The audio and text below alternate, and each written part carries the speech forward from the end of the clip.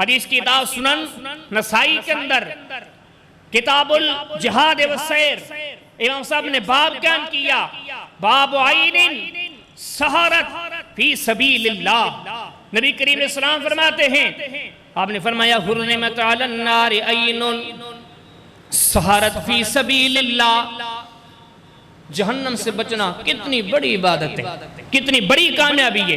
فرمایا کل نفس ذائقۃ الموت وَإِنَّمَا تُوَفَّوْنَ أُجُورَكُمْ يَوْمَ الْقِيَامَةِ فَمَنْ زُحْزِحَ عَنِ النَّارِ وَأُدْخِلَ الْجَنَّةَ فَقَدْ فَازَ وَمَا الْحَيَاةُ الدُّنْيَا إِلَّا مَتَاعُ الْغُرُورِ۔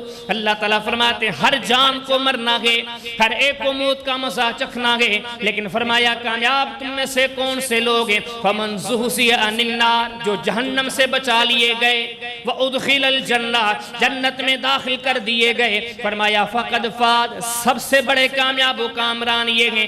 فرمایا جہنم سے بچنا اتنی بڑی سعادت کے انبیاء اولیاء نیک صالح سب اپنے اپنے زمانوں میں اللہ پاک سے سوال کرتے جاتے ہیں، اللہ ہمیں جہنم سے بچا۔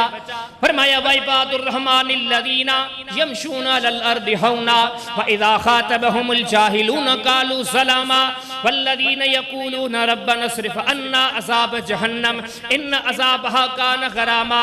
رب تعالیٰ فرماتے ہیں دنیا میں بسنے والے اتنے سارے انسانوں میں وہی مومنین ہیں، وہی رحمان کے بندے ہیں جو اپنے آپ کو جہنم سے بچانا چاہتے ہیں، اللہ کے در پر بار بار دعائیں کرتے ہیں، اللہ ہمیں جہنم سے امان میں رکھیو، ہمیں جہنم سے امان میں رکھیو۔ فرمایا جہنم سے بچنا اتنی بڑی عظیم بات ہے کہ محمد کریم علیہ السلام جیسے عظیم انسان سے بھی بارہا یہ جملے سنے گئے، فرمایا کرتے تھے اللہم انی اعوذ بک من النار، اللہم انی اعوذ بک من النار، اللہم انی اعوذ بک من النار، اللہ مجھے جہنم سے اپنی پناہ میں رکھیو۔ فرمایا جہنم سے بچنا اتنی بڑی کامیابی ہے، لیکن یہ کامیابی اس بندے کو مل ہی گئی۔